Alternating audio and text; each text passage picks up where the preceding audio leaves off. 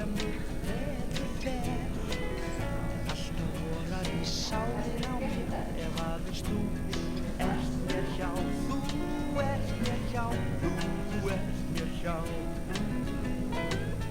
Alltaf ertu svo blíð og góð, út í bæjan mín trítilóð. Ef aðeins þú ert mér hjá, þú ert mér hjá, þú ert mér hjá. Og þó ég oft í deilu lendi fyrir vín, þá kemur þú með bros þitt blítt til mín. Og það sama hvert heiminn ég hvolfist og ber, mitt hjarta verður eftir hjá þér. Hvað kemur út? Hvað móttökur nefnir þetta? Stjórn. Dátt af gleði ég syng og hlæ ef aðeins þú ert mér hjá. Þú ert mér hjá, þú ert mér hjá.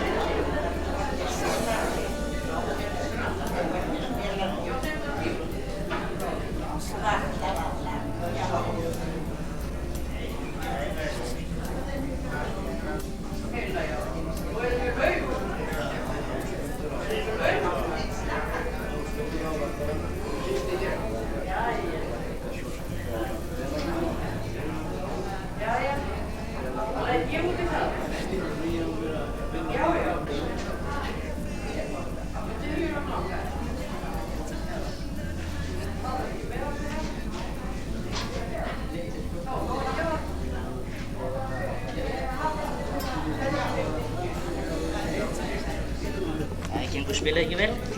Jú, Hvað spilaði þið? bara vist, venjulega vist. Já, þú ættir að láta í Já, þetta. þú ættir að láta í þetta. Skjóta okkur. Þú ættir ekki að skjóta okkur. Hjarta drottning. Ég bara að segja. Þið eru farin að spila upp á kraft? Já, já. ferjast að beina að okkur. Beina að okkur. Spilið mikið? Já, við gerum það. Hvað var Ég mista þetta? kosti, þetta er 8. tíkli, já.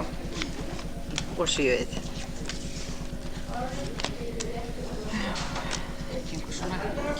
Levandi svo óskapættu dugleg kona. Já, ég er dugleg. Nú, hún þorir ekki annað. Já, við komum út. Það Já. Gossi nú á sig. Verð að láta. Já. Ég varð að láta. Og svo var það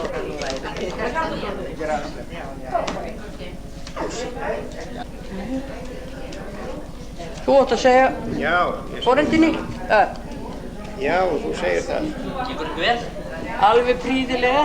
Nokkuð svindlaði kynnt eða? Nei. Við reynum ekki Reyndu svona. ekki svona. Ég segi bara hálfa. Hálfa, já. Segir bara hálf og þú ert úti. Já. Að launa. Þetta er nú meira laumaspilið. Ég kann ekki við þetta. Nei, ég hef ekki kynst þið fyrr. Ég er hérna á Skagan. Hefur ekki séð það fyrir hérna? Jæja. Er þetta alveg nýtt eitthvað? Ég veit það ekki. Alltaf bjarga ég þér. Ég líka. Jæja. Ég ætla að láta þetta einn fyrst. Já, það er gott. Sko. Heldur hann sé sætur í sér. Svo kennað. Þú er á annan spaða? Já. Ó, ekki vannar bara. Var hann ekki reynið sér kjartan eða hvað? Nei. Nei, það var það ekki. Nú lostar við laufi. Já, nú fer ég þú. Er það ekki? Já, ekki. Tek ég á þér.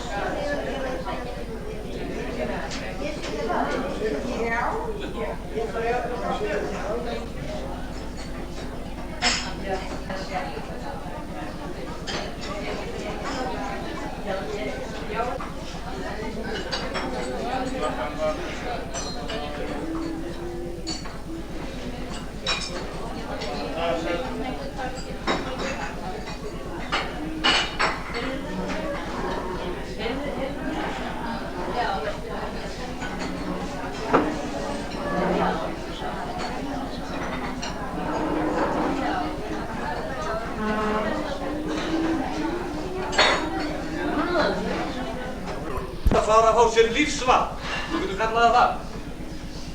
Og þegar hann kemur þarna þá verður þú lítið lífsvatn en hann heitir dömu heim, eða hann spyr hvort hann veiti fylgdinni heim. Og hann fær að fylgdinni heim, hann fær að kyssa hana, en síðan fer heldur illa fyrir honum. Og sagan er svona. Viltu vita, vinur minn, vitleysu þá í fyrsta sinn.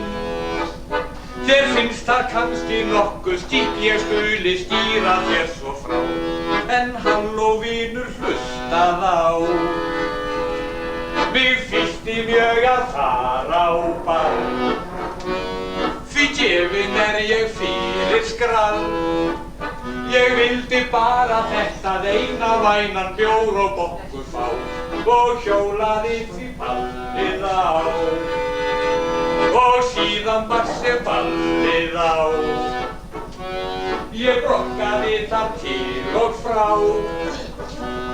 Ég ávarpaði ýndismæl með yndislegum hreim. Ó, má ég yður fylgja heim? Hún svar mér gaf á þessa leið. Ég gata mér og spáðum greið. Ef þér leiðist mjög og langar til að labba heim með mér, já þá er höndin vinstri hér. Við gengum síðan heim á leið og gatan var og spáðum greið. Ég kyssti hann í kokkhúsin, hún kvað það ekki þrekt, en ó hvað það var yndislegt. En gleðin var við stutta stund, því svona fórum okkar fund. Í hæla síðum náttkjól einhver fram á gólfið stökk og hjartað mér í vasa bröst. Ég hikaði og tvífór vel, ég svona að vera vel.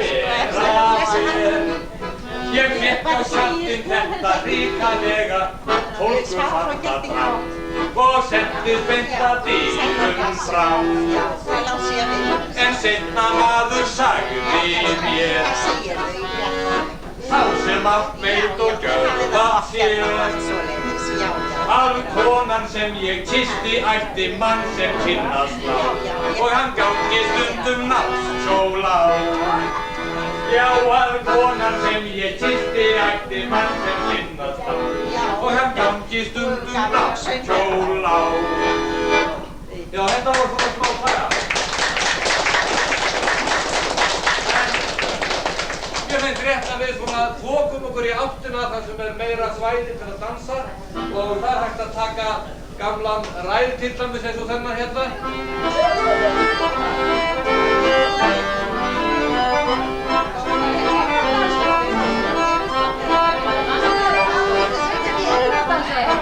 Ég trúi því að ég kannist ekki við þennan ræð. Já, afi minn, hann kendi mér þetta.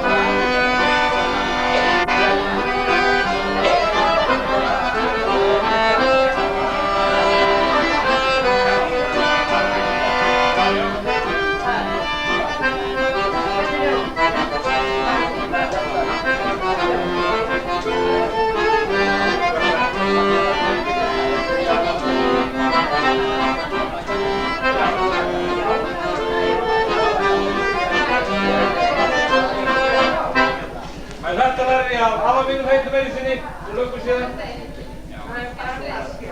Hún hló, hún skemmtilega hló.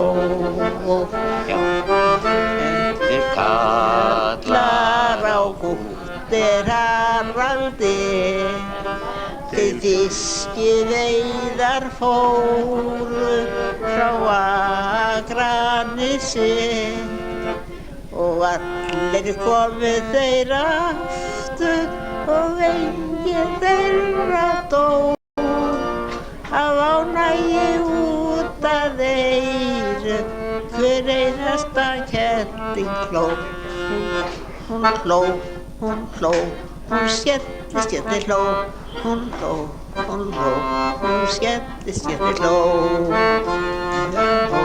hún skemmtist hló, hún hló, hún hló, hún skemmtist hló. Já, þetta kannski.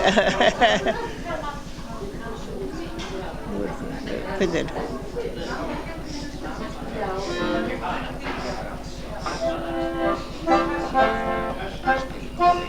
Já, það það. Manstu eitthvað annar lag? Hvernig er það?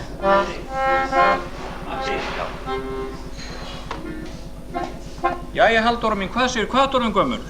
Ég er 100 ára. Þú ert 100 ára? Nei, þú segir ekki alveg satt. Hvað ertu hvað? 98 ára held ég. 98? Nei, þetta ekki 93 ára? Heldur þetta ekki meira? Nei, ég held þetta 93 ára. Ég hef búin að týna niður þessum... Er það? En hvar ertu fædd? Ég fædd í Götuhúsum. Í Götuhúsum? Já. Akurnesingur af líf og sál? Já. Hefur þú átt heima hér á Akranesi alla tíð? Já. Já. En ef ég var í vinnu svona hingað og þangað. Vinnu svona hingað og þangað? Já. Kirkjusandi. Á Kirkjusandi, já. Í fiskinu þar? Já. Já. Ég var 3 sumur. 3 sumur þar? Já. Varstu ekki líka í fiskvinnu hér á Akranesi? Það var ekki þá bíðja. Í gamla daga? Nei. Varstu ekki aldrei hjá Nilla í fiski? Jú. Já. Þegar það byrjaði þá hætti ég að fara. Þá hættir að fara? Söður. Og þá varst hérna niður á reitunum? Já. Var það ekki? Jú. Ég var alltaf í vinnu. Þú varst alltaf í vinnu? Já. Alla tíð? Já. Já. Kettling, lúin. Ha? Ég er lúin kettling. Þú ert lúin kettling? Ekki svo mjög? Jú. Ha? Hvað varstu gömul þú giftið þig? Já, ég er búin að gleyma því. Búin að gleyma því? Já. Hvað áttur marga krakka? Þú mannst það? Nei, ég er búin að gleyma því líka. Er það? Ég átti Halldór og... Þú áttir Halldór? Já, og Einar. Og Einar, já. Aflakóng? Já, og svo átti ég dætur. Svo áttur Lillu. Já, Lillu, já. Og Svöfu. Já. Og Dísu. Og Dísu. Dísa fór til Ameríku. Fór Dísa til Ameríku? Já. Já, giftist þú þangað? Já. Já. Hefur hún ekki komið heim síðan? Nei, ég hef farið út, jú, hún úr Eirísu kom þetta, Já. Ég hef farið út til hennar. Hefur þú farið út til hennar? Já. Þetta fer, það fer... Kanntu ekki eitthvað gamalt sem hún getur sungið fyrir okkur? Hæ? Getur ekki sungið eitthvað gamalt fyrir okkur? Sem hún söngst í gamla daga, þegar þú varst ung? Hvaða lög voru þá aðalega? Ég man það ekki. Ha? Ég er klók og kæn sem tóa. Já, syngdu það fyrir okkur. Ég er klók og kæn sem tóa. Noti fríinni, já, noti fríinni. Já, noti fríinni. Og kæru steið og höfum hátt. Og hoppum syngjum leikum dátt. Því hér er engin heima húsinu í. Fagurt frelsismerki, hráls í orð og verki, minna þrældóm margan á, andabundið fá. Ég er klók og kæn sem tóa. Ég er klók og kæn sem tóa. Ég kann ekki meira þessu.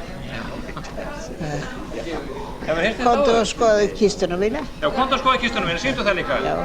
Komdu og skoðaði kistuna mína í kössum og hundruðum, þar ég nóg sem ég hafa gefið í minningu sín. Með jafnar allar sem brugðust mér þó, í hundruðum þessum ég hitt þetta þá, sem heldur en ekki er fróðlegt að sjá. Já.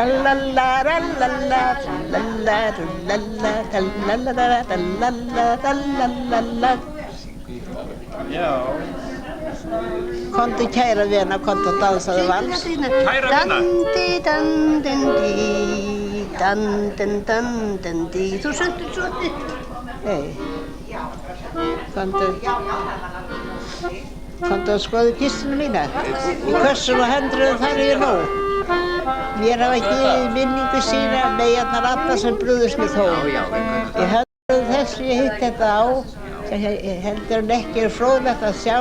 Og trallalalalalalalalalalalalalalalalalala. Jæja, hver er að sparki mig? Halli? Var hann að sparki mig?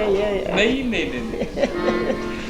Það var ekki leið. Í flóanum kaldari kall. Þetta í flóanum kaldari kall. Hann kalla hóli. Hann kalla á hóli.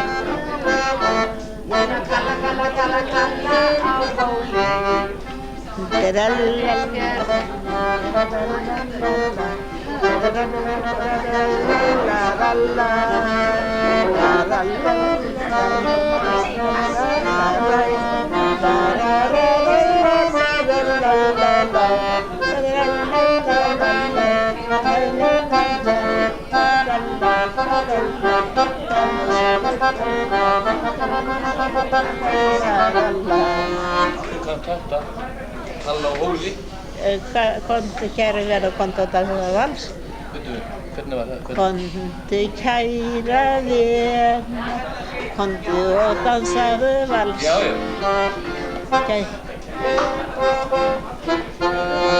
Kæra vina, komdu og dansaðu vals. Kærðu þig eigum nema sem fara við svef og fals. Ég þarft að við tuggaðu kæra, komdu og byrðu við brjóstinu og sárastaðinu og bæti við berðu kossinu og traðal.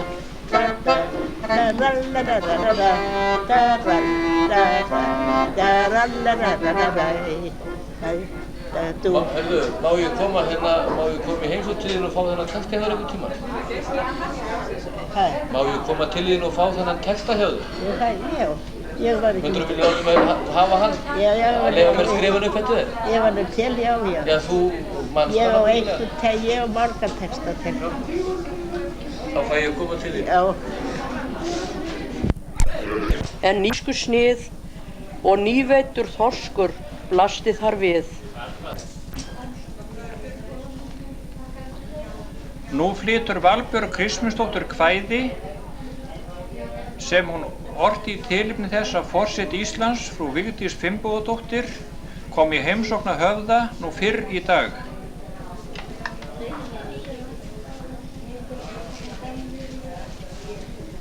Óreglulegar þjóðfélagsmyndir. Hér áður fyrr hjá afa og ömmu, einnig líka hjá pappa og mömmu. Öðru vísi voru örlög ráðin, á annan hátt spunnu þau síðasta þráðin. Þá hver mátti hírast í koti sínu og kannski þola sult og pínu.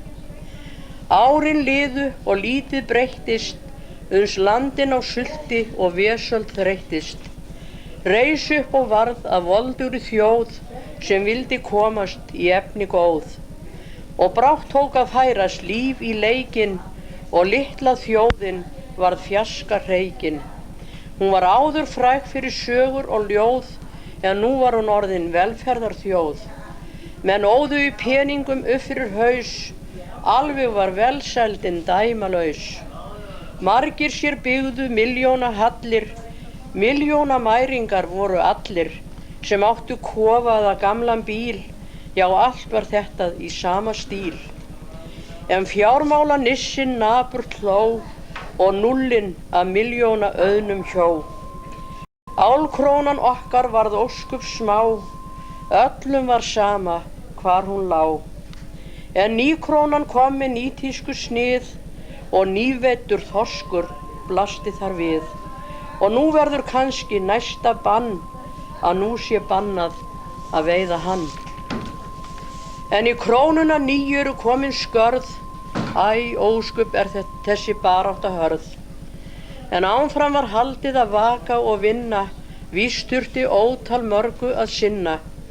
Hverju ári skildu verkefni valin og vandamálin í tugum talin. Kynslóðabilið var orðið til og átti þar hver sitt tímabil.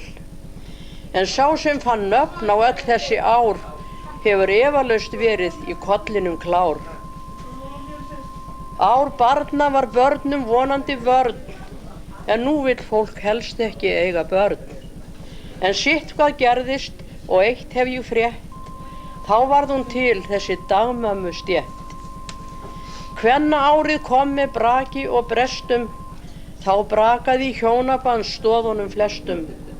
Því kvenþjóðin öxi úr kútnum rétti og karlana aðeins til hliðar setti. En aðalsveiflan þó einmitt varð þegar ár hinna öldruðu gekk í garð. Þessi kynslóð sem umnæddu naprir vindar var næstum því alltaf til fyrirmyndar.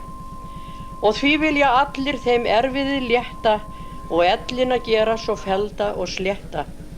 Yfir þyrmandi eftirlæti á öllum sem náð hafa þessu sæti. Við hér á Skaganum þekkjum það að þar hafa hjartað á réttum stað. Yfir völdin ef að er gáð, svo eigum við félagsmála ráð, sem ætlar sér víst í allan vetur, upplýs og gleðja okkar sálartetur. Hjá okkur er dýrtíð á undanhaldi, með Akraborg ferðumst á hálfu gjaldi. Allir klúbbar opnir standa, okkur og ferðir til sólarlanda, bjóðast á spottprís hjá Ólafi og Sveini, svo ekki mun kyrrsetan verða að meini.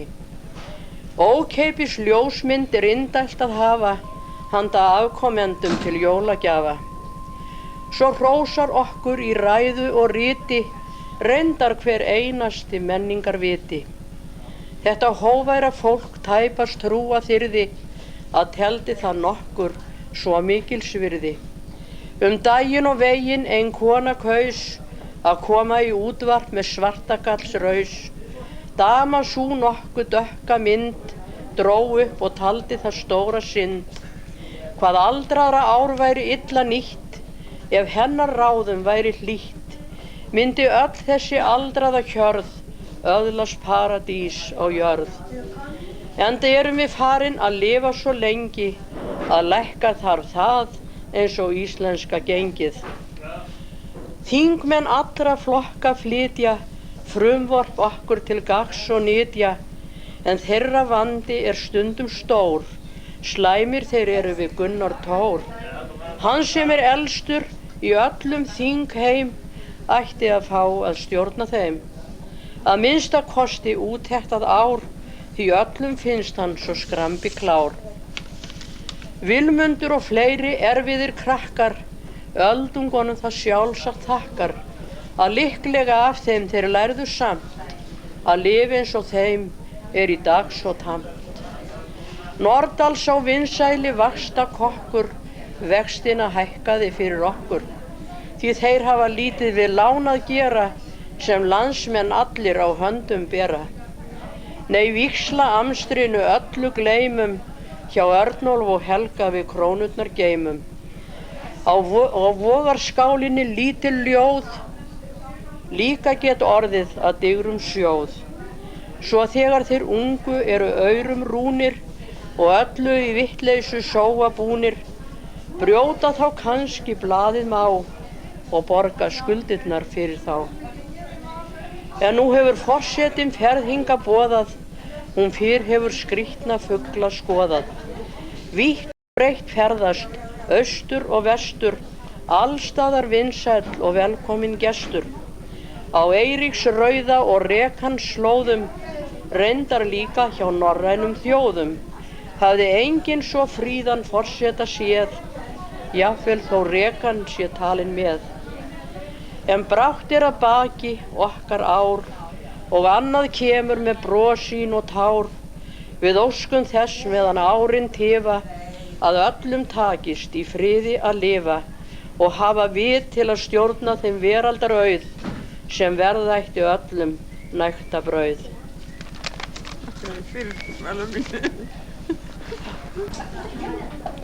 Jæja, Kristján minn, hvað getur ekki sagt okkur eitthvað frá þínum svona uppvexti? Hvað heitirðu fullu nafni? Ég heiti fullu nafni Kristján, ég hef aldrei heitið öðru heldur en bara Kristján. Já, og Guðmundsson? Og Guðmundsson. Hvar ertu fæddur? Ég fæddur í Keldudal í Dýrafirði og átti þar heima til 10 ára aldur því að faðir minn drukknaði þá vorið og þá var leyst upp heimili móður minnar og við sískinum vorum 12. Já. Og við fluttustum flest til Haukadals en heimili fór ekki á sveitina. Heldur tók fólkið börnin að sér. Já. Og við fórum rest af okkur 5 eða 6 til Haukadals. Já. Og hvað varstu lengi þar, segirðu? Í Haukadal var ég til 26 ára aldurs að ég giftist núverandi konu minni Margréti Bjarnadóttur og hún frá Kirkjuból í Dýrafirði, það að segja vestanverðu Dýrafirði líka. Já. Við erum bæði dýrfirðingar, hjónin. Já. Og hvenær flytjið þið svo hingað til Akranes? Við flytjum hingað á Akranes 1940. Já. En byrjuðu ykkur búskap fyrir vestan? Já, við vorum í heimili foreldra hennar en við byrjuðum raunverulega ekki búskap fyrir við komum hér á Akranes 1940, þá haustið. Já. Hvað fórstu nú að gera hér þegar fluttur hingað? Hér var ekkert annað að gera en að fara á sjóinn og ég fór það. Ég hef ekki stundað annað sjó. Allan fyrir hluta ævi minnar þar til að ég fór að vinna hér í landi og þá var ég eitthvað 50. Já. Nú ég byrjaði sjómennsku strax fermingar árið. Og varst við sjó kannski alla leið til 50 aldursins eða? Já, það mátti heita svo að ég væri eingöngu á sjó því að það var ekki mannað að ræða heldur en vera á sjónum. Nei. Það var, í flestum tilfellum var það eiginlega það besta sem maður fékk, það var að stunda sjóinn. Best borgað kannski? Já, það var best borgað og landvinna var alltaf meira og minna stofur. Já. Varstu þá á stórum skipum eða litlum bátum eða kannski hvort ekki? Já, ég var nú á stærri skipum fyrir vestur og Þingeyri en svo fór ég á þessa báta hérna. Ég var til dæmis á bátnum Fylkir með Njáli Þórðarsyni, töluvert mikið. Já, og fórstu þá á síld til dæmis norður á sumrin og svona? Já, ég fór bæði á síld norður og eins á vertíðina. Dauðitími var þá haustinn og hluti úr vorinu. Já. En því það var engin hægðarleikur fyrir okkur sem vorum til sjós að fá vinnu í landi. Okkur var sagt, já, hvað ætlar þú til dæmis ekki að fara á síld?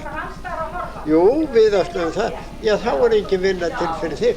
Nei, þetta var svarið sem við fengum hérna. Já. Nú það var sama svarið á haustunni, já, ætlar þú ekki að fara á verki? Já, það nóg af mönnum sem ætla að vinna allan veturinn í landi og þeir ganga fyrir öllu. Já. En eftir að þú hættir nú á sjónum, hvað fyrir þá að gera? Já, þá vann ég fyrst í fiskiver sem nú heitir Haförnin, hjá Ellerteinnum. En síðan fór ég í Semmisverksmiðjuna og ég var búinn að vera þar 22 ár þegar ég hætti. Þegar þú hættir, já. Og var þá 77 ára gammal. Þegar þú hættir að vinna? Já, þegar ég hætti að vinna. Já. Og þá bannaði læknir mér að vinna lengur. Já. Og þú ert 8 ára núna á sunnudaginn? Já, ég verð 80 ára núna á sunnudaginn, já, það er alveg rétt. Já. Og hvað segir hún svona? Þú ert nú búinn að lifa langa ævi talsvert. Hvað svona finnst þér að þú horfið tilbaka svona? Heldur hefur nú kosið þér einhvern annað starf? Eða annað lífslaup heldur en þitt hefur verið? Eða hvað viltu svona segja það? Það er náttúrulega ákaflega vont að segja slíka hluti, en ég er ekki frá því að ég hefði kosið mér annað lífslaup eins og þú kallar það. Það var ekki fyrir hendi fyrir mig að fara að ganga menntaveginn. En ég er ekki frá því að ef væri ég ætti ég kost á slíku nú, þá myndi ég hafa gert það. Já. Farið í eitthvað nám. En hefur þú hamingjusamur í þínu lífi? Ákaflega. Og kunnað vel við? Ég hef ekkert haft að veikindum að segja það lítið og ég hef kunnað alveg prýðilega við mig hér á Akranesi. Kunnað prýðilega við þig hér? Já, já. Mætt hér góðu fólki? Já, ég hef ekki orðið fyrir öðru heldur en góðu fólki og það náttúrulega lendi ég hér strax hjá góðu fólki þar sem Njáll skipstjóri var og þar sem Ellert heitinn Ásmundsson var hér líka. Og fleira fólk, en þær eru systur konan mín og kona Ellert hérna Ásmundssonar, það er að segja Aðalbjörg. Já, hún er systir þín. Já, hún er systir Margrétar. Systir Margrétar, já, systir Margrétar konu þinnar. Þannig svo, jæja, Kristján minn, ég þakka nú fyrir viðtalið. Já, það er ekkert að þakka. Já, hér er mættur Bergur Arnbjörnsson, þekktur borgari hér á Akranesi og víðar, landskunnur maður. Okkur langar til að fræðast aðeins uppruna Bergs og hans lífslaup. Heyrðu Bergur, hvenær ert þú fæddur? 1901. 1901 og ert borgfirðingur? Já, ég fæddur í Galtholti. Já. Og ólst upp í Heyholti til 7 ára aldurs og fór þaðan í Borgarnes og átti þar heima í 23 ár held ég. Í Borgarnesi? Já. Ólst upp í Borgarnesi. Já. Voru þið mörg systkinin? Jú, 3 systkinin. Já, er eitthvað að þér lífi? Nei, það er foreldrar mínir dánar og systkinin. Þegar hérna, já, þú áttur heima, en þú varst í Reykjavík líka sem ungur maður? Já, ég fluttist til Reykjavíkur árið 1925, eða 26 var það. Hvað fórstu að gera þar? Þá fór ég að keyra vörubíl. Getur þú sagt okkur eitthvað frá því, þeim árum? Nei, það er nú lítið hægt að segja en það var atvinnuleysi. Maður var alltaf að koma til vinnu klukkan 5:30 á morgnana. Ef áttur hann okkur að gera þann daginn. Og maður fór upp miðja nætur fyrir 30 krónur túra. Já, bara það. Það þætti lítið núna. Já. Áttur þinn bíl sjálfur? Já. Nú svo fór ég. Segðu okkur hérna í sambandi við þessa Reykjavíkurdvölðina, þú stofnaðir ekki þarna einhverja bílastöð eða eitthvað slíkt? Jú. Segðu okkur eitthvað frá því. Það er svolítið merkileg saga. Það er nú ekki, merkilegt ekki. Ég byggði bílastöð í Arnarhólstúni sem hreyfill var lengi. Hús til húsa og eins planir sem var ég byggði það líka.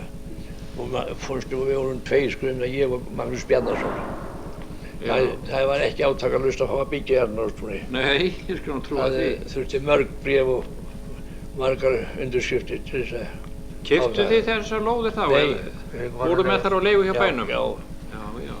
Og það er til þess að við fengum ekki að hafa kjallarendur húsinu. Við máttum ekki nota það, það var kjallarendur húsinu. Við máttum ekki nota það, það var bæjarverkfræðingur neitaði okkur það. Svo notaði ég tækifærið því að hann var úti að fá samþykkti bæjarstjóra fyrir því að fá að nota kjallarendur og setja í hurð á hann. Svona var nú að... Hvað varstu lengi í Reykjavík í þessum bransa? Ég var í 12 ár. Í 12 ár í Reykjavík? Já, ég flutti þegar ég hætti. Ég var ekki nema 1 ár við bílastöðina. Já. Seldi hann aftur en það var ekkert upp úr hann að hafa. Nei. Svo 1900, ég man nú hvaða ára var það, þar á eftir flutti ég til Danskur Laut. Til? Danskur Laut, Vátryggingafélags Danskur Laut. Já, Danskur Laut, já. Og vann þar í 8 ár. Við tryggingar? Já, tryggingar, já. Já. Og þegar svo hætti Danskur Laut og þá misti ég mitt starf. Já. Og þá réðist ég í bifreiðaeftirlitið. Til bifreiðaeftirlit ríkisins? Já. Og fyrir það ertu náttúrulega langt þekktastu fyrir störfing hjá bifreiðaeftirlit ríkisins? Ég vann í 27 ár og var með 8 sýslur. 8 sýslur? Já, þegar flest var. Þegar flest var. Og þitt aðsetur var fyrst til að byrja með í Borgarnesi, var það ekki? Jú, fyrst í Borgarnesi og var þar í 3 ár í Borgarnesi. Svo fluttist ég út á Akranes. Hvað ár var það sem fluttir til Akranes? 41 eða 2, ég man bara ekki út að 41 eða 2, já. Heyrðu, kannski ef að segja okkur fyrstur af því að þú varst kventur náttúrulega? Já. Kona þín var hver? Sara Ólafsdóttir. Sara Ólafsdóttir, já. Fædd Reykjavík. Já. Og ég misti hana 1900, mann ég ekki sveimir þá. 78, já, fyrr var það ekki 76 ekki. Já. Ég man nú ekki alveg greinilega. Þið áttu stóran barnahóp, það var nú gaman að heyra vegna þeim. Við áttum 5 börn. Elsta Ólafur vinnur hjá Sjónvarpstryggingafélagi Íslands. Já. Og Stella ekki næst? Þorgerður, já. Hún gift kona hérna á Akranesi, Hannesi Kjartansinni. Já. Og svo kemur Guðrún, hún hjúkrunarkona, hún vinnur í röntgendeild núna í Landspítalanum. Já. Gift Gunnari Jónssoni, byggingameistara. Já. Og svo kemur Björn Arnar, rafmagnseftirmaður maður hérna, getur Ingibjörg Ingolsdóttir. Já. Ég misti bara konuna einum á fljótt. Já, það má nú segja. Hvað hérna var nú gaman að þú getur ekki sagt okkur einhverja skemmtilega sögur frá þínu starfi í bifreiðaeftirlitinu? Ég minnist þessu nú þegar ég átti heima norður af Sauðárkróki að þegar að von var á bergi að þá voru nú ýmsir ekkert alltof, voru hálf svona smeykir ef við voru ekki bíluna sín í lagi. Það var nú gaman að svona fá, ég minnist þess nú alveg sérstaklega hvað þú varst alltaf snyrtilegur og allt snyrtildi í kringum þig. Já, og að þekktur af allri þinni snyrtimennsku en þú varst mikið yfirvald, það get ég sagt þér, þú varst mikið yfirvald í þínu starfi og ég alveg viss það að það starf hefur ekki verið betur skipað en þegar þú varst í því. Ég vona að ég hafi ekki verið voðalegt yfirvald. Ég ekki að segja að það hefur voðalegt yfirvald en þú varst samt held ég passlega strangur. Ég held ég eigi einhvern óvinn frá þessum 27 árum sem ég var í þessu starfi, ég held ég eigi einhvern óvinn. Ég held að sé allir þessi bifreiðastjórar sem ég hafði með hann að gera séu kunningjar mínir og það góðir kunningjar, margir af þeim. Það veit ég og segir satt. En áttu einhver svona sög að segja okkur frá þessu svona? Segð okkur eina góða sögu. Það voru margar sögur náttúrulega. Ég get sagt okkur eina svona sem var alltaf sérkennileg. Já. Ég var að koma að norðan. Já. Þegar við komum inn á fiskilagjamjörnina, þá sé ég einhverja þústu þar á vínum. Já. Og við fórum ég fór nálgast, þá sá ég að þetta var boddi af bíl, það var svona vörubílar sem voru boddilausi. Já. Og þegar ég kemur rétt að því, þá heyri ég þennan litla sönginn í boddinu. Svo ég leist nú ekkert á þetta væri vitlaust fólk. Já. Svo fór ég út úr og spurði hvað væri að vera hérna. Já, við erum að bíða til bílum okkar, sögðu farþegarnir. Já. Hvernig stendur það þið bíðið hér út á Víðavangi til bílum okkar, fór hann frá okkur. Já, hann skildi okkur hérna eftir. Það var gamlu sturturnar sem ekki þessar móðinsturtur sem nú eru, heldur gamlu sturturnar og hann sturtaði fólkinu boddinu af jörðina og hélt áfram. Svo beið ég þarna og hann kom aftur og það bjargaði að það var nú ekki bara slést neitt að það var botn í boddinu. Það hefði þetta verið betað þegar það hefði ekki orðið stórslys. En það sakaði engan? Það sakaði engan. Þetta nú held ég svona skemmtilegast að sagja sem ég það, hún er svo dálítið sérkennileg. Já, ansi sérstæður. Já. En segðu mér hérna Bergur, þú ert nú búinn að lifa langa og viðburðaríka ævi og það er kannski eitt sem getur sagt okkur, já, áður heldur við sláum botnin í þetta, hvað ert búinn að eiga marga bílum æfina? Það get ég nú ekki sagt þér. Þeir eru að þið, margir? Þetta sé ekki eitthvað svona á 400. Á 400 bílarnir? Já. Eitthvað rúm 700. Já. Ég fyrsti bílasalinn á landinu, á gömlum bílum. Á gömlum bílum? Já, og ég seldi aldrei fyrir aðra, ég keypti alltaf og seldi svoleiðis. Og af því hef ég átt svona marga bíla. Já, það var ekki það. Og þegar ég hætti hjá bifreiðaeftirlitinu, þá fór ég til Sjóveitrygingafélag Íslands og vann þar í 3 eða 4 ár. Já. Og eftir, sko. Já. Og svo lá nú leiðin á Hrafnistu og svo hingað? Svo hingað. Hvað viltu nú segja eftir svona langan veg sem þú hefur nú lifað? Ertu svona tiltölulega sáttur við lífið og tilveruna? Já, ég það. Ég vildi bara vera orðinn ungur aftur. Ég sé svo mikla möguleika fyrir fólk að lifa núna. Já. Ég vildi gjarna vera orðinn ungur. Já. Heldur þú myndir haga þínu lífi öðruvísi heldur en gerðir? Já, ég myndir að gera það.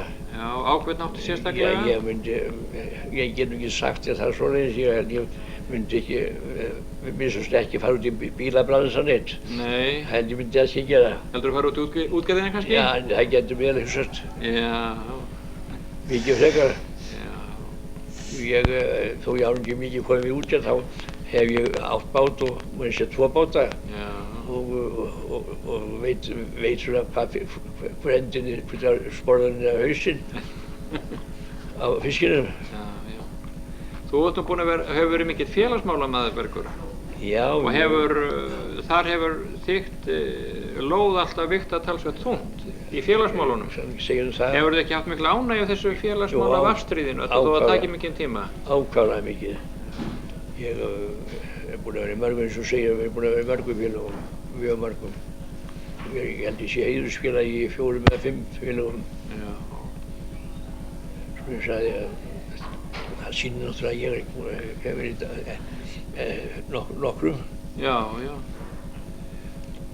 Og þú ert svona tiltölulega sáttur við lífið og það sem það hefur gefið þér? Það hefur ekki verið hamingjusamur maður í gegnum lífið? Jú, ég hef verið það. Það er ekkert að kvarta undan því. Nei. Fyrir svo. Eins og ég segi, ég misti bara konuna einum á flott. Já. Það er eina sem maður getur sagt að maður verði ósáttur við lífið. Já. En maður þarf að taka ýmsu? Já, það þýðir ekkert annað. Það þýðir ekkert annað? Það er bara lífunum eins og það er. Eins og það bara býður upp á? Það er kostum og göllum. Já, það er svo. Jæja, Bergur minn, ég þakka nú innilega fyrir þetta spjall hérna, þó það væri stutt. Þakka þér fyrir. Þá var það ánægilegt að mörgu leyti, þakka þér fyrir. Sömuleiðis. Já, hér er komin Hólmfríður Oddsdóttir frá Presthúsum. Heldur þú myndir ekki segja okkur eitthvað frá þínum uppruna? Hvenær ert þú fædd? Ég er fædd 1899. 1899? Já. Og ert 83 ára gömul þá? Já. Já. Það í haust. Já. Og hvar ertu fædd? Ég er fædd í Presthúsum. Í Presthúsum hér á Akranesi? Já. Já, og ert Akurnesingur? Já, ég hef aldrei farið lengra heldur núna Sóleyjartungu. Aldrei farið lengra? Nei, ekki sem búsett. Ekki sem búsett, nei. Nei, ég byrjaði þar búskap. Þú byrjar þar búskap? Já, alltaf í 2 ár. Segðu okkur nú eitthvað frá þínum svona uppvexti hér á Akranesi Já, það valdamótin. Það var nú gaman að fá einhverja svona smá skím um það hvernig þá var að lifa lífinu. Það var svolítið eitthvað öðruvísi en í dag. Það var náttúrulega óskulítið, ég var bara heima því að þá voru systkinin. Voru þið mörg systkinin? Við vorum 9. Hann var 22 ára annar og hinn var á 20 öðru. Já, það var bara það. Já. En svo sá sem dó hálfur ára seinna, þá var hann komin á sama aldur og hérna. Já. Svo leið 8 ár. Já. Að pabbi drukknaði og yngsti bróðir minn. Já, það var bara það. Svo þú hefur nú mátt sjá af mörgum þínum ástvinum í hérna Bótu gröf, ef svo maður orðið koma. Já, það er það. Já. Því myndin þarna inni sko af bræðrum mínum. Já, rétt, eftir bræðrum mínum. Já. Svo heimil sko, það dofnaði sig yfir heimilinu. Já, við það náttúrulega að missa alla þessa ástvini sína. Já, ég var ekki nema 8 ára þegar eldri bræður voru. Já, það var nefnilega það. En svo var ég orðin 18 ára þegar pabbi dó. Það var 1918. Já. Segðu okkur eitthvað, getur ekki sagt okkur einhverja svona æsku minningu? Nei, ég man það ekki. Sérstaklega maður vann heima, sko, ég var heima með mömmu. Já. Svo fóru systur mínar í burtu Já, já. og þá var ég orðin ein eftir heima Já. og bróðir minn, því hann var einn bara. Já, og hann stundi alltaf sjóhansíki og var til sjór þegar pappi drukknaði. En svo gerði hann fyrir okkur að koma í land og vera ekki meira á sjónum. Og vera ekki meira á sjónum. Og hann gerðist bóndi í Kjalardal. Í Kjalardal? Já. Já, það er bróðir þinn, hann Sigurður. Já, hann dói fyrir það. Já, einmitt. Og var hann 91 árs. Já, það var bara það. Átt langa ævi. Já, við höfum allir háaldur sískin. Öll verið háaldur sískin. Já, það voru tvær systur til Ameríku. Já. Og önnur nú nýdáin og hún var orðin 85 ára. Já, já. En svo önnur lifandi og hún 87. 87 í Ameríku. Í Ameríku. Og svo eina systir söðum sjó, hún á Garðvangi. Já, já. Og hún 89. 89 ára? Já. Þetta er hún háraldur? Já, eða hvað við öll heilbrigð. Og öll heilbrigð? Já, og haft góða heilsu? Já, já, og getur. Já. Segðu mér hérna, hvenær giftir þú þig? Ég gifti mig 1919. 1919? Já, já. Ég var 20 ára. Elsti sonur minn 62 ára. Já, það er bara það. Hvað hét maðurinn þinn? Hann hét Magnús Sveinsson. Magnús Sveinsson? Já. Og bjuggu þið hér á Akranesi alltaf? Já, í Kirkjubæ. Í Kirkjubæ? Já. Kannast ekki við Kirkjubæ? Jú, mikið lifandi svo sko. Lítla húsi, þetta er ykkur sískin öll, sko, tengdu það. Já, mikið ósköp. Og þið áttuð hópa börnum? Við áttum 9. Þið áttuð 9 börn? Þú ekki nefna þig að ganni hérna? Það er Oddur. Það er Oddur, já. Hvað gerir hann? Hann er mjólkubúrstjóri í Reykjavík. Hann er mjólkubúrstjóri í Reykjavík? Já. Og svo kemur... Svo er Aldís. Svo er Aldís, já. Hvar býr hún? Hún býr í Garðabænum. Hún býr í Garðabænum, já. Hún á hús þar. Já. Hún er nú búin að missa mann sinn. Já, það er bara það, já. Og svo sá þriðji í rauðinni? Já, það var Ásta. Hún er dáin. Hún er dáin, já. Hún var gift Þorsteini á Egilsstöðum. Já. Og svo fjórði, það er Sigurður. Það er hann Sigurður, já. Hvar býr hann nú? Hann býr á... Hann hafði verstið þarna frá réttar sem að sprengingin var. Já, hann er alltaf vinnur við pípulagningarna. Já. Já. Og svo Bragi það ekki eða? Nei, svo er Vilmar, Guðmundur Vilmar. Já, Guðmundur Vilmar. Já, hann er vélstjóri. Já. Og hann er á Selfossi. Já. Giftur þar náttúrulega? Já, hann er þar við búið. Já. Hann var á skipum, sko. Já, svo kemur Bragi. Svo kemur Bragi. Hann er smiður. Hann er smiður hérna á sjúkrahúsinu? Já. Já. Svo kemur Halldór. Já. Hann er lífafræðingur. Já, í Reykjavík. Nei, hann er apótekari á Selfossi. Já, hann er apótekari á Selfossi, já. Já. Og hver kemur svo? Svo kemur Óttar. Já. Og hann er í Borgarnesi. Og svo er Lína. Og svo er hún Lína og Sigurlín hérna á Símanum. Já. Hérna á Símstöðinni. Já.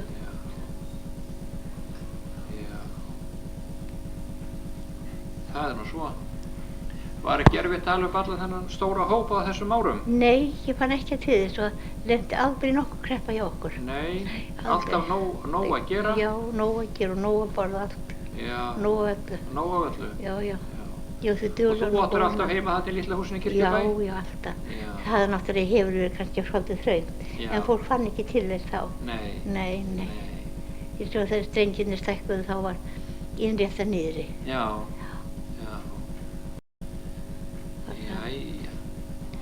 Hvenær mistir þú mannið þinn? Ég misti hann fyrir 30 árum. Fyrir 30 árum, já. 22. desember, það var 31 ári vettur. 22. desember. Hann var ekki hlutur. Það var lungnakrabbi. Já, það var krabbi. Hann var til ungur maður þá, var það ekki? Jú, hann var það var 6 ára vorið. Já. Voru þá ekki sögum börnin ung hjá þér? Rína var 9 ára. Var 9 ára, já. Þeir voru 6 voru hann 20 ára. Já. En svo var sko Halldór var 15 og Ótti 14 og Lína 9. Já. Það var sama, mér gekk vel með þetta. Þér gekk vel með þetta alls saman? Já, ég þurfti enga hjálp, aldrei þegið neina hjálp og neina. Vannstu eitthvað utan heimilis? Nei, ég hef aldrei. Aldrei gert það? Nei, aldrei. Nei, enda hefur nú haft sér nógu stórt heimili til að hugsa um. Já, svo hafði ég góða stóran garð. Svo stóran garð, já? Já, við höfðum gott úr garðinu. Já. Og ræktaðir þar kartöflur og... Já, við seldum oft upp 30 tunnur af kartöflum. Já. Það var feiknar vinna. Feiknavinna. Ég óttur að hugsa það hefur verið eins og blómsturgarður sko núna. Já, það var nefnilega það. Já. Já. Og svo áttum við sko, við áttum stykki, við áttum Ásvelli. Já. Og hann seldi það þegar hann búið að verða lasinn, þá seldi hann Ásvelli. Já. Og við áttum sko kýr og kindur. Já. Og svo kom hann með fiskinn og svo hefði hann kartöflurhúsi að það við höfðum það gott. Þið hefði þetta gott? Já, gott aldrei neitt. Nei. En það var mikil vinna í kringum þetta. Það var mikil vinna í kringum þetta? Já. Maður fann það ekki, maður var frískur og ánæður og allt. Já. Léttlindi. Já. Ég hef alltaf verið léttlind og... Já, alltaf verið létt í skapinu og svona. Já, elskan minn. Hvað er ánsið komst hingað inn eftir? Það er 4 ár, ég kom þegar byrjaði niður. Já. Og hvernig hefur þið liðið hér? Fjarska við. Fjarska? Já. Verð ánægð hér á heimilinu? Já, elskan minn. Það verður svo gott fólk. Gott fólk? Já, gott starfsfólk og allt. Og ég tala nú ekki núna forstjórn, hann ásamlegur. Já, yndislegur maður, hann Ásmundur Ólafsson. Já, yndislegur. Hinn eru ykkurst verið það líka þó að við höfum ekki allt saman. Já. Það getur verið. Já. Og ert þú ekki svona sátt við lífið og tilveruna eftir svona langa ævi? Jú. Og hefur verið hamingjusöm í þínu lífi? Já, fjarskalega. Og átt miklu barnalána að fagna? Já, þau verið heppið með það. Heppið með það? Og börnin þín góð við þig? Já, fjarska góð með það. Og enginn áttur eins dásan eins og Sigurlín. Og Sigurlín, já. Ég þekki hana nú, hún var nú hjá mér eins og í Bakaríinu gamla daga þegar ég flutti hingað til Akranes, hann sé dugleg stúlka. Já. Hún er voðalega góð. Bráðhugguleg stúlka. Þau eru bæði ákvæmlega, fjarskalega góð með. Já. Og Bragi minn, hann er líka, þau eru óska góðið mjög hjálplega. Og hérna er það líka, þau eru bara svo langt í burtu, sko. Já. En þau tala við mig alltaf, Oddur minn talar í hverjum einustu vegu. Já, það er bara, það hringir til þín. Já, hringir alltaf. Já. Það er nú svo. Já, ég þakka nú innilega fyrir samtalið. Þakka það fyrir.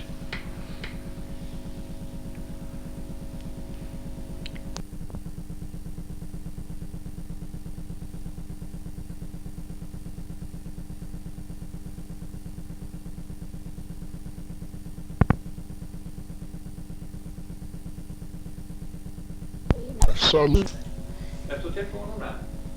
Já, við erum stödd hérna á Höfða og hittum hérna fyrir okkur hana Halldóru. Halldóra, hvar ert þú fædd? Ég er fædd í Göthúsum. Hérna á Akranesi? Já. Og hvað hét faðir þinn? Halldór, ég er Halldórsdóttir. Já. Halldóra Halldórsdóttir. Og móðir þín hét? Jórunn Þorkelsdóttir. Já. Frá Káravík á Seltjarnarnesi. Já. Og þú elst upp hér á Akranesi, sem sagt? Já. En fórstu eitthvað í burtu sem ung kona? Ég fór til Ameríku. Jæja. Já, svona til krakkana minna. Já. Fórstu nokkuð til Reykjavíkur að vinna? Já, ég var á Kirkjusandi. Þú varst á Kirkjusandi? Já. Og hjá hverjum varstu þar? Thorstensen. En hann hét Ingimundur yfirmaðurinn. Já. En varstu svo í vist hjá einhverju fólki í Reykjavík? Já, hjá Kaftin Únuskó. Kaftin Únuskó? Já. Já, var það danskur maður? Það var skipstjóri á björgunarskipstjóri Geir. Já. Og varstu þar lengi hjá honum? Ég var heilar vetur. Já. En svo bjóstu hér á Akranesi lengst, í Sóleyjartungu? Sóleyjartungu, já. Og þinn maður hét, hvað hét nú þinn maður? Hann hét Árni Sigursson. Var hann ekki ættaður hérna á Akranesi? Jú, hann var frá Sigurstöðum. Já. Og þið áttu saman hvað, 5 börn? Við áttum, já, býtum við, ég ætla að sjá. Það er Halldór og Einar og Lilla og Svafa og Dísa. Já, þau eru 5. Já. Jæja, Halldóra mín. Hefur það ekki gott bara í dag? Jú, ég er ágætt. Þér líður sæmilega? Já, mér líður ágætlega. Já. Ég er alltaf svoleiðis léttlynd og þó eitthvað bjáði svona á, þá skipti ég mér ekkert að því. Nei, það er nefnilega það. Og hvað ertu nú orðin gömul? Ég er 65 ára held ég. Þú ert komin yfir nírætt ábyggilega. Að þú sért ekki 93 ára? 93 ára, já. Það er nefnilega það. Þú ert nú ansið þess, heldur þú getur ekki tekið fyrir okkur eins og eitt lag? Hvaða lag? Það er nú það. Hvaða lag væri best að taka? Komdu og skoðaðu kistuna mína? Já. Komdu og skoðaðu kistuna mína í kassum og handröðum, þar hef ég nóg sem mér hafa gefið í minningu sína. Meyjarnar allar sem brugðust mér þó í handröðum þessum ég hitt þetta á, sem heldur en ekki fróðlegt að sjá. Og tralalalalala, dalala, dalala, darara, dararalalalú. Það er bara fralla seinast. Þakka þér innilega fyrir, Halldóra mín. Það var gaman að þessu. Jæja, það má byrja. Vertu hjá mér, Halla tekur degi, Herra Jesú kemur til mér eigi, þegar enga hjálp hér að fá, hæli syndarans mér vertu hjá, óðum sólin ævi minna lækkar, alltaf heimsins gleðiljósum fækkar, breytist allt og hverfur þá og þá, þú sem aldrei breytist verð mér hjá. Kom þú ei í konungsvaldi stríðu, kom með þinni elsku líkn og blíðu, kom að hugga mig sem harmar þjá, hæli syndarans mér vertu hjá. Ég syngi ekki meira, ég kann ekki meira. Þetta var nú gott. Þakka þér innilega fyrir. Já, það er ekki það.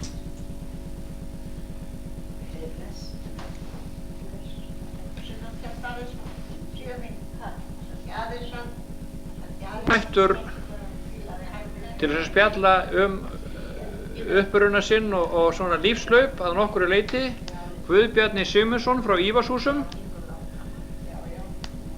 Hann nýjasti vistmaður hér á Höfða, því það ekki nema hálfur mánuði síðan hann flutti hingað inn. Og ég ætla nú fyrst að spyrja þig, hvar ert þú fæddur? Ég fæddur í Arnþórs og Holti í Lundareykjadal. Já.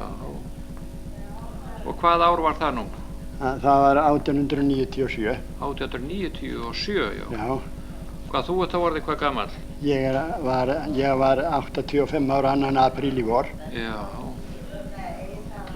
Já. Segðu mér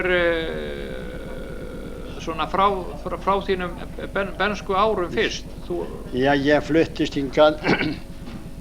Faðir minn, hann keypti jörðina Arnþórsholt. Já. Bjóð þar í 3 ár. Já. Og varð að hætta vegna heilsuleysis konunnar, móður minnar. Já. Og þá flutti hann til að keypti jörðina Ívarshús, sem er hérna síðasta jörðin sem fer úr byggð hér á Akranesi. Já. Ég er síðasti sjálfseignarbóndi á Akranesi. Á Akranesi? Já. Því og varð að hætta búrekstri þó lítill væri. Ég var með kýr og kindur og varð að hætta búrekstri vegna framkvæmda við höfnina í sambandi við byggingu sementsverksmiðjunnar. Já.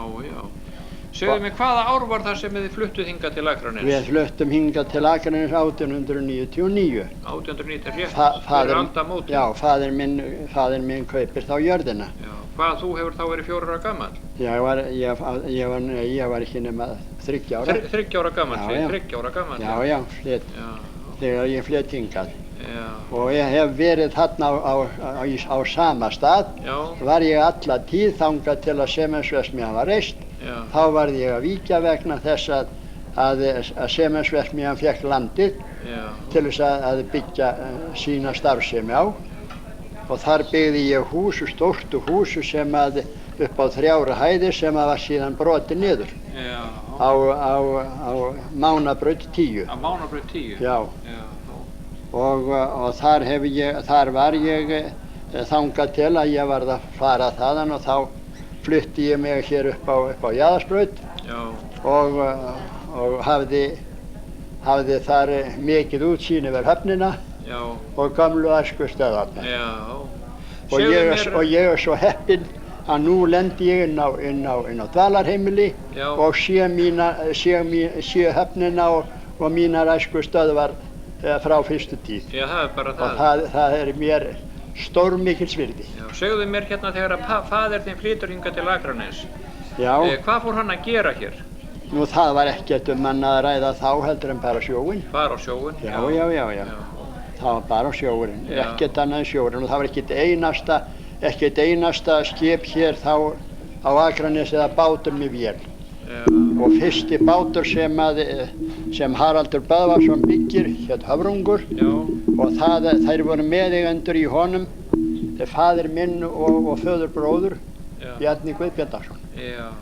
Og þeir byggja fyrsta bátinn. Já. Og stundaði faðir þinn sjómennsku alla sína tíð? Stundaði sjó en hann varð ekki langlífur. Nei, hann varð ekki langlífur? Nei, hann varð ekki langlífur. Hann lá í 4 ár í rúminu og dó á miðjum aldri. Já. Voru þið mörg systkinin? Við vorum 3. Þið voru 3, já. Já, við vorum 3. Já. Og hvar eru þau? Já, þau eru öll látin. Þau eru öll látin, já. Því að þessi elsta, ég er sko í miðjunni. Já. Systir mín, hún bjó hérna á Lögbergi. Já. Og er látin núna fyrir nokkrum árum. Já. En elsta systir mín, hún lést á fermingarárinu sínu. Já. Hún varði fyrir slæmu ferðalagi til Reykjavíkur, forkjulaðist og kom heim, liði líka eftir 3 daga. Já. En segðu mér nú svona frá þínum uppvexti hér á Akranesi, það var eitthvað öðruvísi að litast þá hér heldur en í dag. Það var eins og ég var að segja áðan, ekki einasti bátur með vél, allt tómir róðrabátar og þá var róið bara með færi hér út í bugtina og eins og kom fram þarna í þættinu hjá þeim hérna daginn þegar að Lúðvík Jósefsson var að geta þess að eitthvað mesta happ sem að við höfum fengið, það var að losna við togarana og það var akkurat það sem var alveg hreinn sannleikur. Já, hjá Lúðvík. Hjá Lúðvík. Mér er alveg sama alla pólitík eða svoleiðis. Það var hreinlega því það var alveg veggur af útlendu togurunum hér á sviðinu. Já, alveg upp í landsteina. Alveg upp í landsteina. Já, á sviðinu það er sérstakt svæði hérna fyrir innan hraunin, það sem að Skeljasandurinn er núna á og er sóttur og það er sléttur botn og þar var alveg eins og veggur og það var bara ekkert annað en það var ekki nokkuð fisk að fá nema að fara út fyrir þá. Já. Og svo við erum þarna á opnum bátum. En segðu mér í þá daga þegar þú ert nú alast upp hér á Akranesi, hvernig var með skólagöngu þá? Skólagöngu nú, já. Þú var náttúrulega að fara hérna í barnaskóla? Já, ég var í barnaskólanum, gamla sem það brann hér og svo er ég 1 ár í barnaskólanum sem var byggður, var kallaður nýji barnaskólinn en núna Iðnskólinn og hann er byggður 1912. Þar varst 1 vetur? Og þar var ég 1 vetur og þar var ég, hann hét Ragnar, þá unglingaskóli, það var fyrsta ári sem unglingaskóli var, aukaskóli eftir fermingu og af því hafði ég afskaplega mikið gagn. Mikið gagn? Já, það var svo. Það var nú einmitt það hjá okkur að það var ekki alls kostari góð kennslan í sambandi við vorum svo sunnlenski sem kallaði flámæltir. Flámæltir, já. Og var hann að reyna að lagfæra það? Já, hann leiðrétti það. Hann leiðrétti það og það þótti mér voða vænt um. Því síðar þegar ég kom til með að skrifa bréf og ýmislegt svona þá þótti mér vænt um það að skrifa ekki í staðinn fyrir ekki og öllum í staðinn fyrir öllum. Já, það var nefnilega það. Já, það er ýmislega skrítið í því. Já, það er sannleikur, það er margt skrítið í því. Nema mér þótti þessi eini og fyrsti vetur sem að kennt var hérna í unglingaskóla, mér þótti hann var mér afskaplega mikils virði. Já, ómetanlega mikils virði. Já, alveg ómetanlega mikils virði. Já, já. Nú... Ragnar Stefánsson. Já, þessi skólastjóri. Skólastjóri, já. Já. Já, já. Nú, hvað varst þú gamall þegar þú giftir þig? Ég var, gifti mig, já, ég gifti mig 1926. 26, já. Já, og við áttum þarna Demansbrúðkaup, núna í sömar. Í sömar, já. Já, þá vorum við búin að vera... Gift í 60 ár? Gift í 60 ár og var margir gestir mættir hjá okkur. Já, ég skal trúa því. Hann hjálpaði okkur, hann Karli Sigurðsson. Hann Karli Sigurðsson í Oddfellerhúsinu. Já. Og þar komu margir og góði gestir. Já. Já, sannlega. Ánægjulegur dagur. Ánægjulegur dagur, já. Gestabókin sýnir það. En hvað starfaði þú nú svona eftir ferminguna fyrst? Eftir fermingu? Já. Já, maður var við róðra hérna heima þangað til 1916. Já. Þá fór ég til Sandgerðis. Já. Og var þar í 10 vertíðir. Í 10 vertíðir? Já. Já. Hjá hvað útgerðarmaðurinn var það? Það var nú, ég byrjaði að fór söður til þeirra, þeir voru þá búin að kaupa hálfa stöðina Loftur Loftsson. Já, og Haraldur? Loftur Loftsson og Þórður Ásmundsson. Og Þórður Ásmundsson, þeir keyptu annan helminginn. Svo keypti Haraldur Böðvarsson hinn helminginn á Sandgerðinu. Já. Og varst þú hjá Lofti ég var hjá og Lofti, já, þeir voru Akurnesingar og keyptu annan partinn. Og ég var hjá þeim. Hvernig var að vera þarna til sjós, þarna í Sandgerði? Þarna, já, það var ágætt, það var ég lenti á bát sem hann var á skipstjóri, hann Hallgrímur Björnsson, bróðir faðir hans Hallgríms læknis Já, hann var skipstjóri. Já, á þessum bát. Varstu margar vertíðir með honum? Ég var með honum í 3 vertíðir, þarna í Sandgerði. Þá var ég upp á kaup bara. Og við vorum að beita í landi og svoleiðis, beita línu og þess áttar og þar var ég, og svo var ég síðar í erfiðu starfi og slæmu að sækja lifrina fyrir Harald Böðvarsson út í bátana þegar þeir lágu á Sandgerðisvík. Þá komu þeir Ísfirðingarnir, eftir þetta Ísfirðingarnir komu söður. Þá lögðu þeir upp, það var sótt til þeirra lifrin borð. Og þá komu þeir inn til að gera og fóru svo inn í Reykjavík til þess að selja þegar þeir voru að leggja fiski, þegar þeir voru búin að fylla bátinn.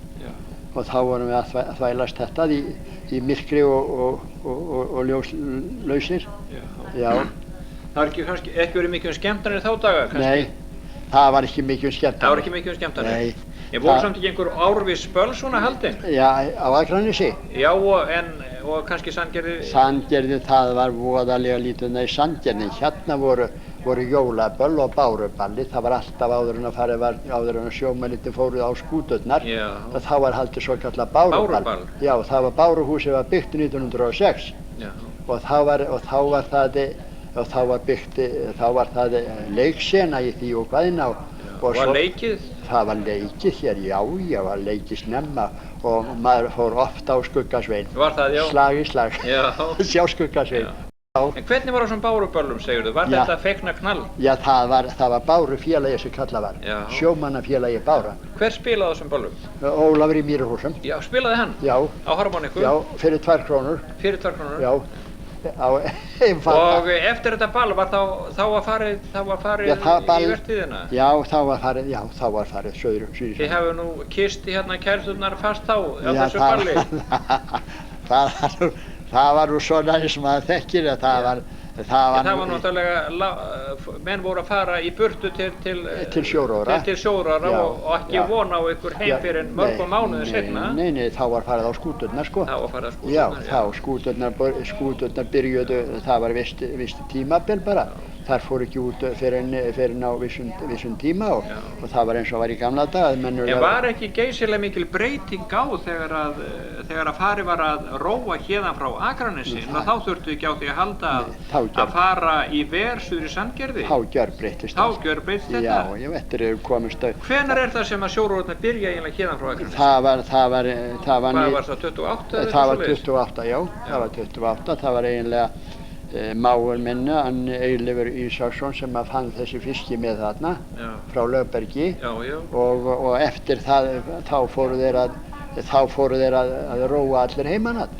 Já, og þá var ég á báturinn hér í landi að beita. Já, varstu yfirleitt landmaður? Já, ég var sjóveikur. Þú var sjóveikur? Ég var alltaf sjóveikur. Já, svo þú hefur verið landmaður yfirleitt? Já, ég naut mín ekki, en þó var ég á bátunum þegar ég fór hættu á línunni og fór á netin. Þegar að loðnan kom og lífið í sjónum, þá hætti fiskurinn að taka beituna og þá var lögð net. Og þá var ég að þvælast með náttúrulega eins og helir og leið oft illa.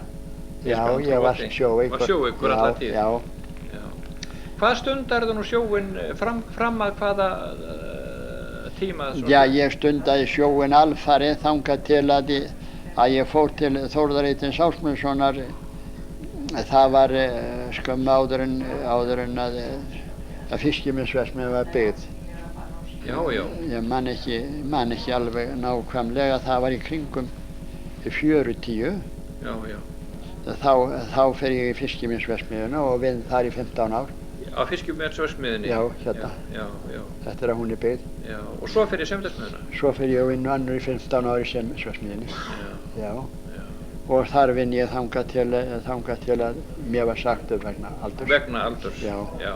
En segðu mér, nú erum við búin að fara í gegnum þína atvinnusögu svona á hlaupum þó. Já. En við höfum náttúrulega ekkert minnst á þína konu og þín börn og svona. Hvað heitir kona þín? Já, konan mín heitir Guðný og er Magnúsdóttir og er fædd í sama dalnum og ég. Í sama dalnum og þú? Já, í Lundareykjadalnum. Í Lundareykjadalnum, já.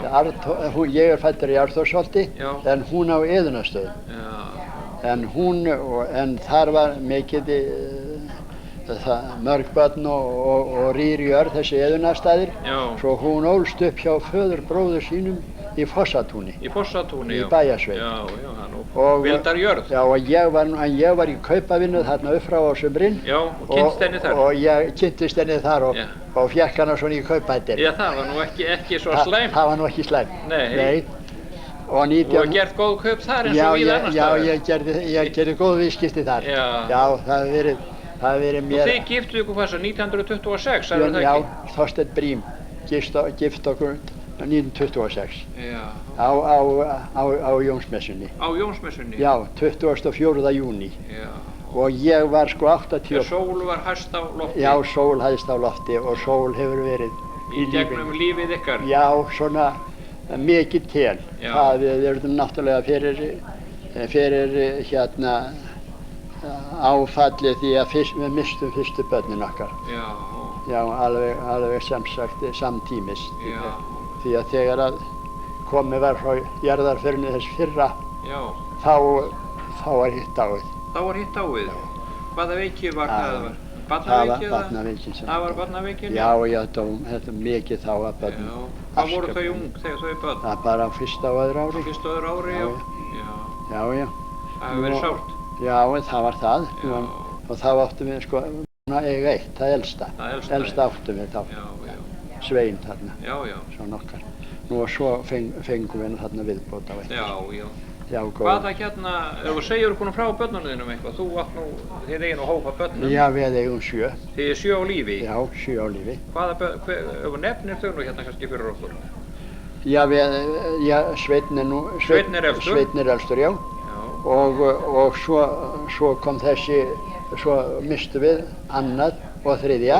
Já. Og svo er það 4. Það er hérna, mann bara ekki nákvæmlega aldursröðin á þeim góðum. Það skiptur nú ekki máli, nefnir bara nöfnum svona. Nú það er Sveinn og svo er það Sigmundur. Svo er Sigmundur, já. Já. Prófessor? Já, prófessor, já, ég gat nú komið honum svolítið til mennta. Já. Nú og svo var Fjóla, og hún er gift hérna, Jóhannessi Guðjónssoni á Ökrum. Nú og svo var skal ég segja þér Vigdís, og hún er gift líka, Jóhanni Bóasinni. Nú og svo er í Reykjavík eru þar 3, það er Lilja, hún er gift Jóni Hallgrímssyni. Já, hvað gerir hann? Hann er verkstjóri hjá Landsmiðjunni. Já. Það er, já, og svo er Erna, já, og svo skal ég segja þér, svo er Erna, hún er gift Magnúsi hérna Ólafssyni. Hann er við flugvöllinn þarna í Reykjavík, stjórnar... flugumferðarstjórn eitthvað svoleiðis. Já, hreinsun og viðhaldi á flugvöllinum. Þegar hálkir og snjór og hreinsun allri stjórnar því og búinn að vera það síðan herinn kom. Já, það er bara það, já. Og svo er hérna, svo skal ég segja þér, svo er Sveinbjörn. Sveinbjörn? Já, hann fór frá okkur, ungur drengur þá, 17 ára. Já. Og hann spjaraði sig nú gott í að hann þótti nú lítið við að vera heima eftir að hafa búinn í skólanum og fer að leita sér vinnu. Já, og hann lendir í Slippnum í Reykjavík og þótti nú ekki góð vinna að slípa reð og slíkt af skipunum með þessu slípuvéli sem hafði hátt og svo komst hann að hún allra aðstóðar þá komst hann inn í Landsbankann. Inn í Landsbankann? Og hefur verið það síðan. Já. Og stjórnar tölvu Landsbankans. Stjórnar tölvu Landsbankans? Já, hefur gert á lögu 77. Já. Og hefur verið við það síðan. Já. Og það var nú sá eini sem ekki gat mætt þegar við vorum í þessu hérna... Já, í veislunni? Í veislunni og Demarsbrúðkaupinu, þá var hann út í Svíþjóði á námskeiði. Því tölvurnar er alltaf að breytast. Já. Svo það var svo eini sem vantaði. Það var svo eini sem vantaði? Já. Annars hefur oftast verið Sigmundur sem hefur vantað, því hann hefur verið út allan heim í þessum ráðstefnum og Já, heyrðu, segðu okkur frá því hérna, þegar að þú varst 70-gur. Já. Þá fórst þú í heilmikla reisu, varst boðinn á heimsýningunni, var það ekki í Montreal? Jú, í Montreal. Segðu okkur eitthvað frá því. Já, það er ekkert að segja frá því annað en það að þegar ég var 70-gur, þá er farseðill á heimsýninguna, liggjandi á borðinu. Heima hjá þér? Heima hjá mér og við... Hver gaf þér hann? Já, börnin. Börnin þín? Já, börnin. Það sem er sko. Og sagði mér bara sko, nú verður það að fara heim, við erum búin að kaupa handaði farseðil og nú verður það að nota hann.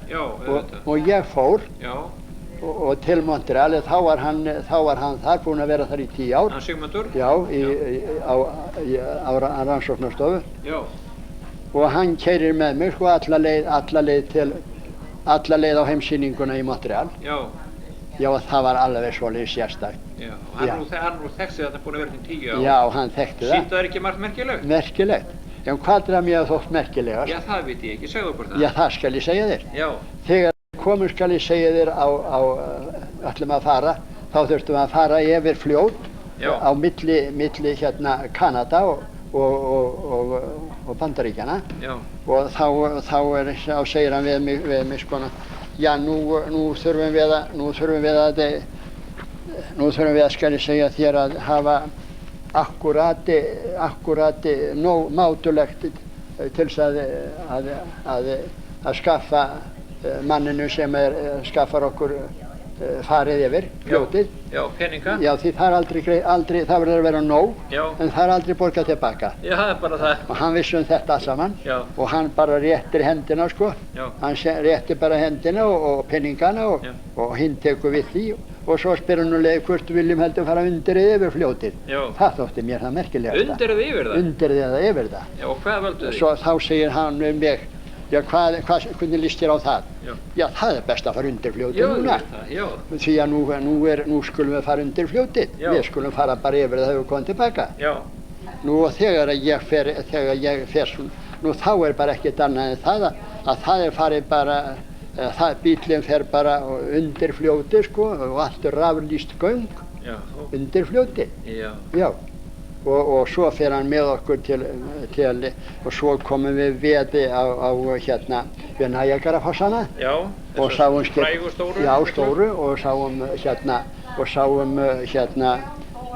skipastegan sem að skipin fara upp og ég aldrei sé skipastega fer. Nei, var það ekki merkilegt? Jú, og svo þegar við erum komin þarna til Niagarafossana, þá erum við færið í sérstaka galla til þess að fara út á fljótið, til þess að verja úðanum. Já, og svo mikill úði. Það er svo mikill úði. Já, ég veit það. Já. Þessi svakalegu fossar. Já, svakalegi fossar. Nú og svo er haldið áfram svona og svo hafa þau með sér náttúrulega hann fór með fjölskylduna með sér, konun og börnin, en Sigmundur hann bjóð þarna úti í þessi 10 ár. Og svo svo er farið og þarna þá var búið að panta fyrir okkur, þá var búið að panta hótelherbyggi þarna fyrir okkur með löngum fyrirvara. Nú en heimsýningin er á Eyjum, hérna tómum skal ég segja hólmum og brýr á milli. Og mér þótti það merkilegt að koma þar. Og lengst urðum við að bíða í 3 klukkutíma í 4-settri röð til að komast inn í skálan á rússneska skálan. Hann var stórmerkilegur. Hann var stórmerkilegur? Já. En enski skálinn hafa bara kúla. Já, hafa bara plastkúla og svo sátum við allir í vögnum sem að bara gekk í gegnum kúluna. Og þarna var þessi voðalegi urmull af fólki. Á fólki, ég skal nú trúa því. Aldeilis í fleiri 100 manns.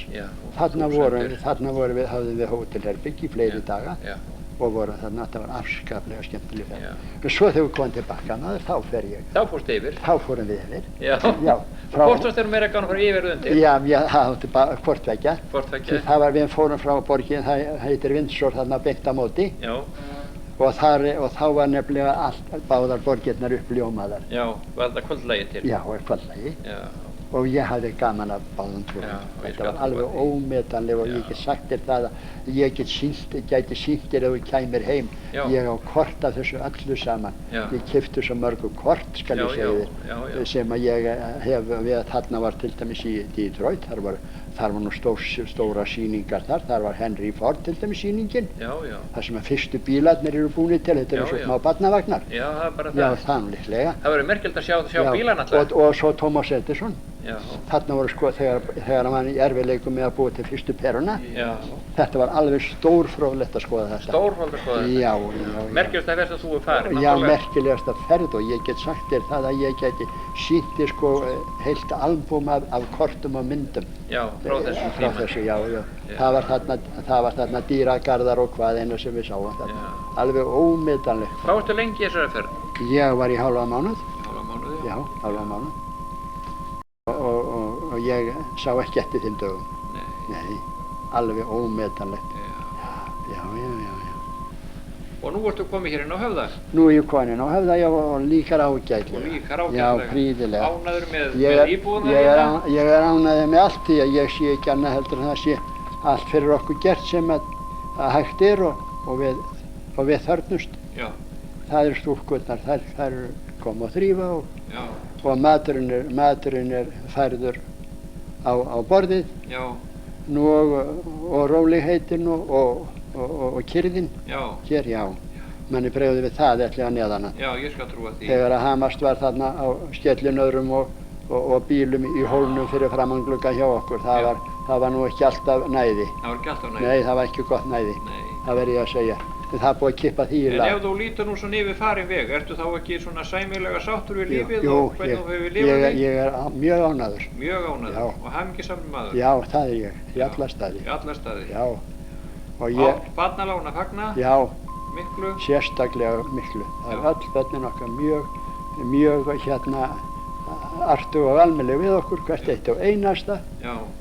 Kemur í heimsóknir og gleður okkur og ég held þó ég segi sjálfur frá að þau séu frekar vel liðin. Já, þau eru mjög vel liðin. Það fyrir náttúrulega milli mála. Já. Vildur þú segja eitthvað að lokum svona kannski? Nú ekki neitt nema bara, ég er bara gladur og þakklátur fyrir það að vera komið hér inn eftir. Já. Og hér vona ég fá að vera. Já. Á meðan að líf og heilsa endist. Já, heilsan endist og maður getur verið. Ég er nú svona fyrir ferðalög og þykir gaman að því að fara með gamla fólkinu til dæmis í ferðalög á sumrin sem þeir hafa nú held ég gert bæði verkalýðsfélagið og Rótaríklúbburinn farið með okkur í skemmtilegar ferðir og ógleymanlegar ferðir og við höfum stundum lent í hérna miklum fróðleik. Við hafum farið með okkur á söfn. Hérna Einars Jónssonar og það er búið að fara með okkur og ég búinn að fara á Þjóðminjasafnið oftar en einu sinni og það er búið að fara með okkur á hérna Fornréttasafnið og það er búið að fara með okkur á Bessastöðum. Þar fengum við ágæta hérna fararstjóra. Hún gekk bara að því og opnaði kirkjuna og sýnir okkur þarna eitt og annað, stinda glugga og ýmsa muni og hérna og ég hef haft afskaplega mikið gaman. Það var seinast fórum við í sömar hérna norður í Hrútafjörð á byggðasafnið á Reykjum í Hrútafirði og ég var ekki nærri búinn að skoða það allt. Þegar við verðum að fara tilbaka. Jæja, ég þakka nú hjartanlega fyrir samtalið. Já, þakka þér sömuleiðis, skoði.